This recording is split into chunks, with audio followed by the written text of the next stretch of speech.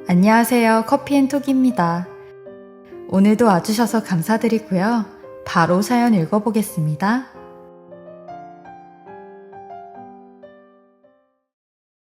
안녕하세요. 저는 결혼 6년 차로 현재 아이 없이 남편과 단둘이 사이좋게 지내는 여자입니다. 사실 남편과 저는 아무 문제가 없어요. 결혼 초만 해도 주변에서 언제 아이 가질 계획이냐는 질문이 많았지만 이젠 눈치를 보면서 아무 말도 못하는 지경이 되었더라고요. 우리 두 사람은 여전히 친구 같고 편한 사이예요. 둘 중에 문제가 있는 사람도 없고요. 노력을 한 적도 있지만 그렇게 한다고 되는 문제는 아닌 것 같아 어느 순간부턴 자연스럽게 애쓰지 말고 마음 편히 갖자고 얘기도 했죠. 사실 임신에 대한 스트레스는 시어머니에게 있어요. 결혼 전부터 시모는 입에 달고 산 이야기가 아이였어요. 몇 명을 낳을 건지 낳기만 하면 키우는 건 본인이 다 하겠다고 큰 소리까지 떵떵 치던 분이었죠. 제 사주에 아이가 몇인지 그런 걸 확인하러 다닐 때부터 눈치를 챘어야 하는데 그땐 그냥 옛날 어른들이 다 그렇지 하는 생각으로 단순하게 넘겨버렸던 것 같아요. 요즘은 한계에 도달해서 잠도 제대로 못 잘 지경입니다. 시어머니의 임신 압박이 시작된 건 결혼한 지 2개월이 넘었을 시점부터였어요. 저는 남편과 친구처럼 저녁 늦게까지 대화를 하고 술을 한 잔 마시는 게 일상이었는데 뜬금없이 새벽 1시쯤 시어머니 전화가 걸려와 얘, 오늘은 임무 완수했냐? 했냐고. 네? 무슨 말씀이세요, 어머니? 둘이 사랑 나눴냐고. 그래야 애가 생기지? 참 답답하네. 어머니, 부부 사이를 이렇게 물어보시면 참나, 무슨 부부 사이 일이야 그게. 우리 일이지. 이제 내 문제이기도 하다. 네가 우리 식구 된 이상 내 손자는 내 몫이라고. 못할 이야기가 어디 있어 식구끼리. 아무리 그래도 어머니한테까지 어떻게 얘기를 해요. 병원에서 준 날 있잖아. 그거 확인은 하는 거냐? 아니, 그걸 어떻게 하셨어요? 내가 왜 몰라? 니네 집 가서 몰래 달력봤지. 그러니 남편이 제 핸드폰을 뺏어들고는 엄마, 그건 우리 둘이서 알아서 할게. 왜 그래 정말? 알아서 하는 거 좋아하네. 맨날 둘이 취해서 술이나 퍼마시고 자니까 애가 안 들어서지. 삼신할매가 왔다가 그대로 가겠다. 제발 술 먹지 말고 제정신에 하라고. 엄마, 너무 늦었어요. 그만하시고 내일 연락드릴게요. 둘이 꼭 거사를 치러야 된다. 알았지? 전화를 끊고 황당해서 말이 안 나오더라고요. 제 눈치를 슬슬 살피고 있는 남편에게 제가 물었습니다. 어머니 이런 행동 어떻게 생각해? 나도 당연히 엄마 행동이 과한 거 알아. 근데 엄마가 워낙에 손자 기대가 커서 그래. 결혼 전부터 난리였거든. 그러니까 기분 나쁘게 생각하지 말고 그냥 들어줘. 나도 다시 말할게. 이 새벽에 우리가 동침했는지까지 어머니한테 보고를 해야 하냐고. 난 정말 이해가 안 가. 자기 확실히 말씀드려. 그런데 그날 이후 일주일에 몇 번이고 전화가 와 저희 부부의 저녁 시간을 확인하는 것이 아예 습관이 돼버렸죠. 아무리 화를 내봐도 변화가 없었어요. 자기 어머니한테 확실히 말했어? 왜 자꾸 저러시는 거야? 말했어. 했다고 나도. 매일같이 전화해서 얘기해. 내가 정말 부끄러워서 누구한테 말도 못하겠다. 이 문제 당신은 사소하게 생각하나 본데 이혼 사유도 돼. 그건 알고 있어? 그럼 당신이 직접 말하든가 엄마한테. 나라고 말 안 했겠어? 나도 당연히 말했지. 나 회사 나갔을 때 집에 와서 보면 어머니 몰래 왔다 간 흔적까지 있다고. 짐도 다 뒤져서 본 흔적 발견했어. 아니 도대체 우리 집에 와서 무슨 짓을 하는 거냐고. 엄마가 올 수도 있지. 뭐 없어졌어? 신고해 그럼. 나도 그러고 싶어 죽겠어. 적당히 해야지. 남의 집 와서 이상한 부적이나 붙여놓고 가고. 그것도 지겹다 지겨워. 왜 여기가 남의 집이야? 부모가 자식 집도 못 와봐? 그럼 언제든 와서 뒤져도 돼? 언젠가부터 시어머니 나에 용하다는 점집을 다니면서 부적까지 넣어놓았더라고요. 그것도 심지어 제가 회사 간 사이에 몰래 들어와서 놓고 가는데 그게 더 찜찜했습니다. 결국 이 문제로 남편과 언성을 높이다 보니 우리 관계도 심각하게 멀어지기 시작했어요. 밤마다 하루 5통도 넘는 확인 전화에 시달리다 보니 저라도 먼저 잠들고 싶다는 생각이 들더라고요. 시어머니 목소리 안 들은 날이 손에 꼽을 정도였죠. 그렇게 1년쯤 지나자 시어머니는 아예 불임의 이유를 본인이 찾아야겠다는 생각이 들었는지 저희가 사는 집에 들어오겠다고 선포를 하시더라고요. 더는 안 되겠어. 내일부터 내가 같이 좀 살아야겠다. 네? 갑자기 무슨 일이세요? 무슨 소리를 하세요? 꼭 무슨 일이 있어야 하니? 뭐 니네 집이다 그 뜻이야? 집 얻을 때 네 돈 더 들어갔다고 네 허락이 떨어져야 되냐? 아니요. 그런 뜻 아니에요. 너무 갑작스러워서.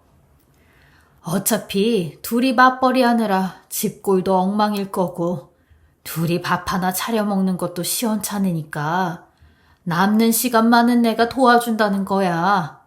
내가 보기엔 너희 둘이 먹는 게 부실해서 애가 안 생기는 것 같아.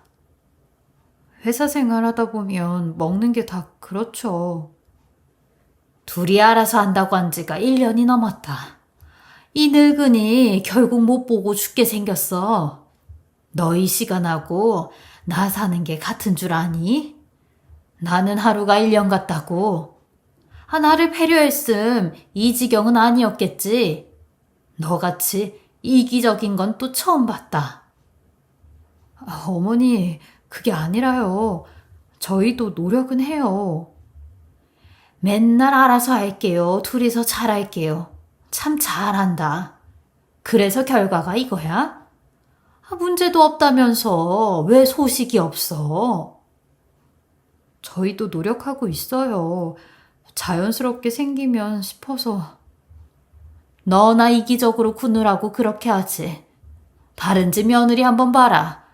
걔네는 어른들 때문에 효도하기 위해서라도 임신한다더라. 꼭 지 같은 것만 보고 사니까 모르지. 누가 보면 내 애 태우려고 일부러 안 하는 줄 알겠어. 그렇게 시어머니와 얘기만 했다 하면 어긋나 버려서 더 서로 말을 잘 안 하게 되더라고요. 결국은 시어머니가 짐을 들고 와선 집을 차지하게 됐고 뜻하지 않게 시모를 모시고 살게 되는 생활이 이어지게 됐죠. 처음엔 갑갑한 생각도 들었지만 한편으론 차라리 잘 됐다는 마음도 있었어요. 막상 시어머니가 와서 저희 부부를 보면 왜 애가 안 생기는지 두 눈으로 볼 수 있었으니까요. 일 때문에 그리고 회식 때문에 새벽까지 집에 안 들어오는 남편 모습을 보니까요. 그전엔 계속 제 탓을 하고 싶었겠지만 우리 관계의 원인 제공은 남편도 있었어요. 저는 보란 듯이 제 생활을 이어가며 출퇴근 준비로 항상 분주했어요. 경호가 또 전화가 안 되네, 이 시간에. 회사 사람들하고 술 마신다고 아까 연락 왔어요. 넌 네 남편이 죽어도 눈 깜짝 안 하겠다? 어머니, 저도 일찍 들어오라고 말은 했는데 말을 안 듣잖아요. 얼마나 집안이 따뜻하질 않으면 그래? 시어머니 말의 결론은 항상 제 탓이었어요. 네 자체에서 냉기가 도는데 앉고나 싶겠니? 나도 너랑 말도 섞기가 싫은데 옛날 같으면 너 같은 애는 소방 맞는 거야. 시대가 좋아서 견디는 거다. 알겠냐? 그날 후로 퇴근을 하면 시어머니는 일부러 빨래를 산더미같이 쌓아놓고는 아 뭐해 집안꼴 정신없다. 치워 빨리.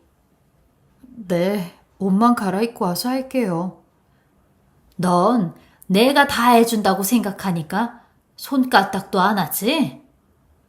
아, 제가 정신이 없었네요. 제가 할게요, 어머니. 벼슬한다, 벼슬해. TV에 보니까 너보다 더 바쁜 연예인 애들도 결혼해서 애 이유식까지 만들어 먹이고 살더라. 꼭 뭣도 없는 것들이 유난을 부려. 그러더니 시어머니는 매일같이 이불 빨래를 시키며 몸이 근질거려서 못 자겠다. 발로 아주 꽉꽉 눌러서 빨아. 세탁기로 하면 다 상해. 아, 이 많은 이불을요? 이걸 손빨래로 하라고요? 어머님, 대체 왜 그러세요? 왜 이러시는 거예요, 정말? 넌 어차피 애 낳을 것도 아닌데 이런 일이라도 해야지. 죗값이라고 생각하고 달게 받아. 누가 요즘에 이런 너를 이해하면서 이혼도 안 시키고 살게 해주냐? 빠는 내내 감사합니다, 감사합니다 해. 무슨 노예처럼 시어머니에게 당하고 있는데 그 와중에도 남편은 아무 소식이 없더군요. 최소한 시어머니 행동을 다 보고 있었으면 한마디라도 할 법도 한데 남편은 본인과는 관계가 없다는 듯 행동을 하는데 저를 더 비참하게 만들었죠. 그런데도 시어머니는 밖으로 도는 모든 이유가 저에게 있다 몰아세우며 무슨 이야기를 해도 임신을 못하는 걸 제 탓만 하더라고요. 더는 어떠한 말도 하고 싶지가 않았죠. 또 그게 임신과 불임의 이유로 넘어갈 게 분명하니까요. 이불로 시작하던 빨래는 결국 시어머니 성화에 못 이겨 예, 이제부턴 다 손빨래 해. 어머니, 저 이거 못해요. 멀쩡한 세탁기 두고 뭐 하는 거예요? 아, 누가 보면 애라도 키우는 줄 알겠다. 왜 못해? 어머니, 저 회사도 나가야 하고요. 또 참나, 회사 하나 다니면서 게을러 터져서 아무것도 못하니까 애도 못 낳는 거야. 네 체력이 그거밖에 안 돼서 안 생기는 거라고. 이거라도 해서 힘을 길러라. 이런저런 말을 해도 다 말대꾸라고 생각을 하니 저는 그냥 입을 꾹 닫고 빨래나 하자 싶은 생각이 들어 새벽 3시까지 빨래만 하다가 지쳐 잠이 들 정도로 집에 와서 일만 하다 잠드는 날이 계속됐습니다.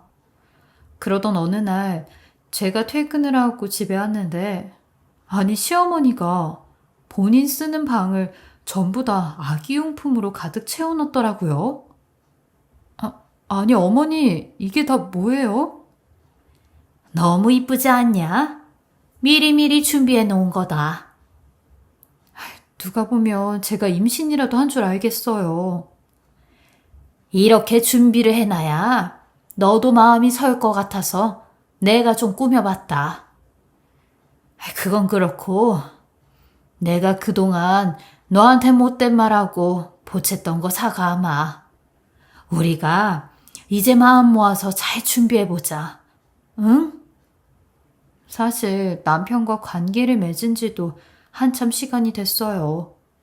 시어머니는 본인이 이 집에 들어온 게 도움이 된다고 생각하겠지만 저는 시어머니와 함께 있는 집안에서 남편과 사랑을 나눌 엄두를 못 내겠더라고요. 그래서 시어머니가 이 집에 온 뒤론 더 남편과 서먹하게 지내게 됐어요. 시모는 갑자기 제 손을 꼭 잡으며 울먹거리기까지 했어요. 부탁하마. 내 죽기 전 소원이야. 애 하나만 딱 낳아주라. 네 사주에는 아들이 셋이나 있다는데 이럴 리가 없어. 그리고 너 회사 다니고 싶으면 계속 다녀도 돼. 애는 내가 다 키워줄 거야. 너 하고 싶은 것도 다 해. 애가 앞길 막는다는 생각 절대 하지 마. 그러니까 제발 하나만 딱 낳아주라.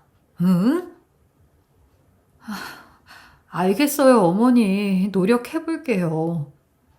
글썽이며 저에게 고백하는 시어머니 얼굴을 보니 저도 내심 마음이 안 좋더라고요. 그래서 결국 진심으로 노력을 해봐야겠다는 생각이 들어 남편과 심각하게 이야기를 나눴어요. 당신 생각은 어때? 노력을 좀 해보자, 서로. 엄마 때문에 그래? 무시해, 그냥. 어머니가 이렇게까지 부탁하는데 우리 그동안 노력했던 적 없으니까 시도라도 해보자고. 자꾸 술 먹고 늦게 올 생각하지 말고 예전처럼 같이 분위기라도 만들자. 그런데 남편은 아무 반응도 없더라고요. 제 나름 용기를 내서 한 이야기인데 너무 미적지근한 반응에 저도 상처가 남는 느낌이었죠. 그렇게 몇 달이 흐르고 여전히 아무 소식이 없는 반응에 시어머니는 예전 그대로 돌아가 있더군요. 예, 오늘 주말인데 나랑 같이 어디 좀 가자. 어딜요, 어머니? 네 시아버지가 이번에 키운 닭이 초란을 낳았다고 그걸 너한테 준다고 하잖냐? 좋은 걸 먹어야 애도 잘 들어선다고. 오늘 엄마가 잠깐 장아찌 주러 오신다고 했는데 그럼 나중에 오시라고 해야겠네요. 지금 준비할게요. 전 바로 엄마한테 전화를 걸었는데 엄마는 뭘 하고 있는지 전화가 안 되더라고요. 그래서 메시지를 남겨놨어요. 시댁 가게 되었으니 오지 마시라고요. 그러고 난 뒤 시어머니랑 저랑 둘이서만 시댁으로 가게 되었는데 그날 남편은 약속이 있어 저희끼리만 가게 되었죠. 시댁에 도착하니 시아버지는 저를 한번 쓱 보더니 닭과 오골개가 있는 닭장 같은 축사 안에 초란을 다 포장해 놨다고 그거 가지고 가면 된다고 했어요. 본인은 동네 사람들하고 막걸리를 먹으러 간다고 하시더군요. 시아버지도 대단한 주당이었는데 남편이 그걸 똑 닮은 것 같았어요. 신발도 제대로 안 신고 가는 시아버지에게 시어머니는 본인이 집에 없으니 아주 술판이 났다며 술 좀 작작 먹고 다니라고 잔소리를 하시더라고요. 그리곤 저한테 그 축사 안으로 가서 시아버지가 포장해 놓은 계란을 갖고 나오라고 하셨어요. 저는 원체 조류 공포증 같은 게 있어서 못 들어갈 것 같다고 하니 그거 가지고 또 엄청 잔소리를 하셨어요. 가뜩이나 시아버지 때문에 지금 열받아 죽겠는데 빨리빨리 갖고 나오라고 소리를 빽 지르셨죠. 문 앞에 있는 것도 못 갖고 나오냐고 하시는데 어쩔 수 없이 저도 거길 빨리 빠져나와야겠다고 생각했고 몸서리를 치며 그 안으로 들어갔어요. 그런데 계란 포장한 게 생각보다 저쪽 안쪽에 있더라고요. 어쩔 수 없이 닭과 오골개를 막 쫓으며 얼른 들고 나와야겠다 싶어 들어가고 있는데 그 순간 갑자기 문이 닫히더니 철커덩 하는 자물쇠 소리가 나는 겁니다. 저는 너무 깜짝 놀라 문 쪽으로 갔고 손바닥만한 창으로 밖을 내다봤어요. 그러니 시어머니가 절 빤히 쳐다보고 있는 겁니다. 그때 시어머니의 소름 끼치는 눈빛을 저는 아직까지도 잊지를 못해요. 저는 그런 시어머니에게 소리를 치며 어머님, 지금 뭐 하시는 거예요? 왜 문을 잠그세요? 빨리 이거 문 열어주세요. 장난치지 마시라고요. 너도 눈이 있으면 봐라. 시어머니는 그 조그만 창으로 제 앞에 남편의 네일을 손가락으로 들어 올리는데, 이게 대체 무슨 상황인가 싶었어요. 우리 아들은 아주 멀쩡해. 봤어? 사내 구실한다고. 난 아무리 생각해도 네가 문제인 것 같다. 병원에서도 그랬다며? 네가 조금 더 부실하다고. 근데 그 말을 나한테 안 하고 여태 숨겨온 거 아니냐? 그 정도 문제는 문제도 아니라고 했어요. 불임의 원인은 아니라고 했다고요. 저 지금 너무 공포스러우니까 빨리 이거 여세요. 안 그럼 신고할 거예요? 주머니를 뒤적거리며 핸드폰을 찾는데 하필이면 그때 핸드폰도 주머니에 없었어요. 아마 차에 있는 듯 싶었죠. 결국 네가 문제다. 내 아들은 멀쩡히 남자 굿이라는데 넌 나한테 감쪽같이 숨기고 큰 소리 쳤어. 그 죄에 대한 벌은 받아야 되지 않겠냐? 너 여기서 반성의 시간 좀 가져야 된다. 그래야 정신 차려. 이 거짓말이나 하는 사기꾼 같으니. 그때 저는 정말 살면서 제가 느껴본 공포를 다 느껴본 것 같았어요. 저는 사정없이 문을 두드리며 살려달라고 소리를 질러댔고 울고불고 난리를 쳤어요. 그러니 닭들도 제 소리에 흥분을 했는지 더 날뛰더라고요. 닭들은 구구거리고 저를 에워싸고 게다가 시어머니가 언제 내보내줄지 모른다는 공포감에 패닉이 오기 시작했어요. 사람이 너무 공포스러우면 숨도 제대로 안 쉬어진다는 걸 저는 그때 처음 느꼈는데 결국 전 눈에 흰자까지 보이며 쓰러지고 말았죠. 제가 쓰러진 줄도 몰랐는데 눈을 떠보니까 이미 시꺼먼 저녁이었고 그 닭장 축사에 누워 있었어요. 근데 제가 눈을 뜨게 된 게 누군가 제 이름을 막 불러대서였어요. 반대 방향 쪽에서 누군가의 목소리가 들려오는데 저희 엄마였습니다. 저희 엄마는 큰 여물통 뒤쪽에서 제 이름을 막 부르며 축사 밖을 돌고 있는 것 같았어요. 저도 그 소리에 정신을 차리고 엄마를 막 부르짖었죠. 엄마도 제가 이곳에 갇혀 있는 걸 알곤 어디서 절단기까지 가지고 와 자물쇠를 부수고 저를 꺼내주었어요. 저는 엄마를 보자마자 살았다는 안도감에 온몸에 힘이 빠져 그대로 주저앉아 울고불고 했어요. 엄마도 이런 절 보며 격양된 목소리로 대체 이게 무슨 일이냐고 하였고 저는 그런 엄마한테 자초지종을 말했어요. 그러니 엄마는 네 시어머니 미친 거 아니냐며 그 여자 제정신이냐고 가만히 안 될 거라고 난리가 나셨어요. 저도 그런 엄마에게 엄마는 여길 어떻게 왔냐고 물으니 엄마가 핸드폰을 무음으로 해놓고 교회에 두고 오시는 바람에 어디 있는지 핸드폰을 찾지 못하고 일단은 저희 집으로 무작정 오셨대요. 근데 그때 저희 남편이 집에 있어서 제 행방에 대해 알려주었고 조금만 기다리시면 곧 올 거라고 집에서 있으라고 했대요. 그래서 엄마는 하염없이 집에서 저를 기다리고 있었는데 아무리 기다려도 오지를 않고 핸드폰도 없으니 연락이 안 돼 무슨 일이 생겼는지 알고 무작정 차를 끌고 시댁으로 오신 거라고 했어요. 근데 이런 일이 있을 줄 누가 알았겠냐며 니네 시댁 식구들 싸그리 다 가만히 안 될 거라고 하셨죠. 저희 엄마가 워낙 여장부 같은 성격이라 불의를 보면 가만히 못 있고 해결을 보는 성격이시거든요. 그래서 저도 여태 시집살이 했던 걸 엄마한테는 일부러 말을 안 하고 있었어요. 엄마가 알면 집안 어른들 싸움이 될 게 불보듯 뻔했으니까요. 근데 이런 엄마에게 저는 또 다른 충격적인 이야기를 하나 듣게 되었어요. 엄마가 저희 집에 가니 화장실 욕조에 웬 빨래가 산더미처럼 쌓여있길래 이걸 손빨래해야 되는지 알고 딸인 제가 힘들까봐 저 대신 손빨래를 하다가 저희 남편의 내의와 바지에서 뭔가를 발견했다고 하는 겁니다. 근데 딱 봐도 밝은 색의 웨이브가 있는 긴 머리카락이었대요.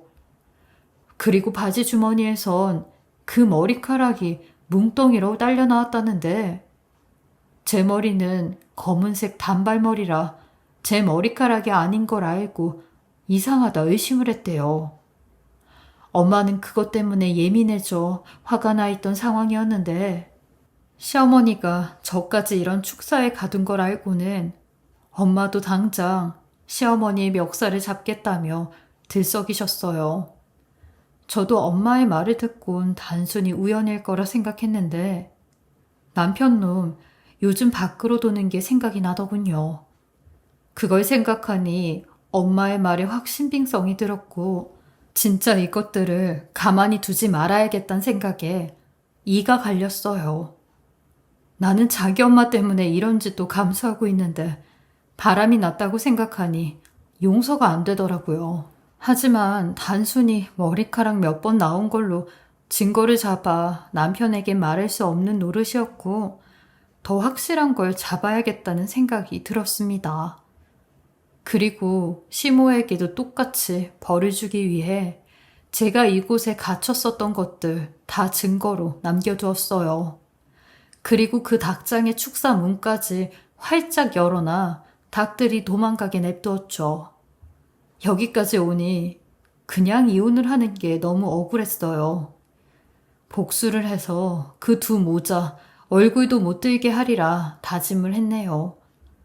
저는 만신창이가 된 채로 집이 아닌 친정집으로 갔는데 다음날 새벽에 시모한테 미친 듯이 전화가 오더라고요. 이거 귀신이 고칼 노릇이네. 아니 내가 분명히 자물쇠까지 걸어뒀는데 너 여길 어떻게 빠져나간 거야? 그리고 너 지금 어디냐? 어제 네가 문을 다 열어놓고 가는 바람에 닭들도 다 도망가고 남은 닭들은 들짐승들이 와서 다 잡아먹었어. 너 이거 어쩔 거야? 이거 어쩔 거냐고? 너 이거 다 물어내. 다 배상해. 귀청이 떨어져 나갈 듯 소리를 지르고 있는 시모의 말에 단 한마디 말도 안 하고 녹음만 하고 있었어요. 아주 고맙게도 본인이 본인 입으로 절 그곳에 가두어 놓았다고 이야기를 하더라고요. 이것만으로도 증거는 충분했죠. 그리고 이젠 남편놈의 불륜 현장을 잡아야 하는데 복수를 할 날은 예상보다 더 빠르게 찾아왔어요.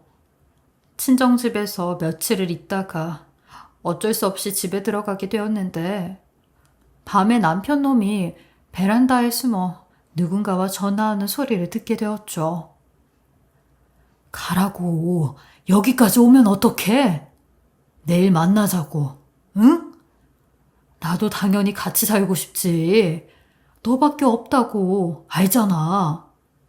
그 말을 듣고 나니 손이 부들부들 떨리고 당장이라도 가서 남편놈의 머리카락을 싹 다 뽑아놓고 싶은 분노가 생겨나더라고요. 근데 남편의 마지막 말, 일단 지우라고 소리치던 그 말이 계속 맴돌았습니다. 그리고 다음날 저는 왠지 그 여자가 이 근처에 와 있을 것 같다는 느낌이 들었어요. 어제 남편놈의 통화 내용이 그러한 내용이었으니까요. 그래서 저는 우리 집이 보일 만한 곳으로 나가 한참을 서성였어요. 그냥 머리카락만 봐도 그 여자를 당장 찾아낼 것 같은 그런 느낌이었죠. 놀이터에 앉아 가만히 집을 보고 있는데 어디선가 머리가 긴 여자 하나가 저와 같은 곳을 보며 전화를 걸더군요. 그 모습에 저는 무슨 용기가 생겼는지 혹시 여기 아시는 분 사세요? 네? 왜 그러시죠? 아니, 여기 동에 들어가려고 하는 것 같아서요. 저도 여기 살아서 들어가실 거면 같이 가세요. 공동 현관 비밀번호 모르시잖아요. 아, 네. 그럼 같이 들어갈게요. 남자친구가 연락이 안 돼서요. 감사합니다. 아니에요. 혹시 남자친구가 몇 호 사세요? 저기 1502호요. 엄마랑 같이 사는 남잔데. 어? 저는 거기 옆집 살아요. 거기 아주머니랑 친한데. 그분 아들은 결혼한 것 같던데. 아, 결혼한 게 아니라 누나하고 엄마하고 같이 살아요. 누나요? 아, 누나였구나. 남편은 감쪽같이 절 누나라고 포장해서 여자를 만나고 다녔던 것 같더군요. 시모한테 그렇게 당하는 동안 이 인간은 바람을 피우고 있었구나 싶으니 아득해지더군요. 그렇게 저는 남편의 상간녀와 함께 사이좋게 엘리베이터를 타고 올라갔고 그 상간녀는 제게 본인 대신 그 집의 아주머니 좀 불러줄 수 있냐고 하는데 저는 알겠다며 저희 집에 벨을 눌렀어요. 그러자 시어머니가 먼저 나왔는데 절 보더니 벨을 왜 누르냐고 윽박을 지르더니 이내 제 뒤에 있는 그 상간녀를 보자마자 뒷걸음을 치더군요. 시어머니가 이 여자를 알 리가 없는데 그 모습은 마치 이미 이 여자의 존재를 다 알고 있는 것 같은 눈치였어요. 아니, 여기를 제가 어떻게... 얘 경우야. 빨리 나와봐. 제가 오면 문 안 열어주실까 봐요. 그리고 오빠도 너무 연락이 안 돼서요. 아니 근데 어떻게 둘이 같이 있는 거야? 상간녀도 이 상황이 파악이 안 돼 두리번거리고 있는데 시어머니가 이 자리를 피하려고 나가려고 하는 겁니다. 어딜 가세요, 어머니? 예, 우리 나중에 이야기하자, 나중에. 뭘 나중에 얘기해요? 이 여자는 절 이 집 며느리가 아니라 누나라고 알고 있던데? 그걸 어머니도 아셨어요? 그러니 그 여자가 입을 틀어막으며 그게 무슨 소리냐고 했고 남편 놈도 저희 둘을 쳐다보며 다 설명하겠다고 하는데 저는 그런 남편 놈을 복도 밖으로 패대기 치며 나가라고 했어요. 그리고 시모한테도 좋은 말 할 때 나가라고 했죠. 어머니, 당신이 그렇게 원하는 애기 이 여자가 가졌대요. 이제 이 여자가 낳은 애로 손주 삼으면 되겠네요. 불륜해서 낳은 손주라. 참 집안꼴 잘 돌아가네요. 그리고 당신은 당장 이혼당할 줄 알아. 아주 하나도 남김없이 다 뺏어올 테니까 그렇게 하려고. 내내 큰 소리치고 절 못되게 했던 시어머니가 제 앞에서 고개를 숙이며 이 여자가 가진 손주는 자기 손주가 아니라며 인정할 수 없다고 그동안 미안했다고 하는데 전 부엌으로 가서 물을 한 바가지 받아와 말로 하니까 못 알아듣냐며 남편에게 물사대기를 날리며 옆에 있던 시모한테까지 똑같이 물을 쏟아붓고 그간에 쌓인 모든 감정을 토해냈어요. 애 못 낳는다고 인간 취급도 안 하고 심지어 가두기까지 했으면서 당신 아들 바람 피우고 임신까지 시킨 건 어떻게 설명할 거냐고 니들이 사람이냐고 동네가 떠나갈 듯이 소리를 질렀어요. 그리고 남편과 시어머니 짐도 집 밖에 다 버려 문 잠가 버렸네요. 그동안 시어머니가 제게 씌워놓았던 불임이라는 허물도 다 조각내버린 순간이었네요. 그런 이유 때문에 시모의 행동에도 여태 큰 소리 한 번을 치지 못한 제 자신이 바보 같고 원망스러웠어요. 남편은 그날 이후부터 이혼 소송하는 날까지 하루도 안 빼먹고 장문의 문자와 전화가 왔는데 소송하면서 알게 된 게 그 상간녀 있죠? 그 상간녀는 술집에서 만난 바텐더 여자였고 이미 시모도 그 여자의 존재를 알고 나선 더러운 여자가 가진 애는 인정할 수 없다고 했던 거였대요. 저는 이런 시모도 경찰에 감금으로 신고를 했고 남편 놈한테는 이혼 소송 그리고 그 상간녀한테는 상간녀 소송을 했어요. 제가 살면서 한 번에 이렇게 3건의 소송을 할 줄은 저도 몰랐죠. 꽤 긴 소송을 통해 시모도 형사처벌을 받았는데 시어머니는 어떻게든 저랑 합의하려고 미안하다 소리하며 용서해달라고 했어요. 근데 씨알도 안 먹혔죠. 그때의 공포감은 절대로 합의로 될 수 없었거든요. 그리고 남편과는 아주 유리한 조건으로 재산분할과 위자료까지 받아내 승소를 했어요. 그리고 상간녀한테도 위자료 1,300만 원 받았네요. 위자료 치고는 아주 턱없이 부족했지만 돈보다는 법적으로 빨간 줄 긋게 해서 아주 속이 다 시원했어요. 이 일이 마무리가 된 지는 이제 2년 조금 안 되어 가는데요. 이제 겨우 그 두 사람이 없는 삶에서 행복을 찾아가는 것 같아요. 그 둘에겐 제가 아이도 못 갖는 병에 걸린 여자였지만 다른 누군가와 만나면 제가 바랐던 삶을 살 수 있을 거라는 희망도 조금은 갖고 있어요. 요즘은 그냥 집중해서 회사 다니며 일만 하고 있는데요.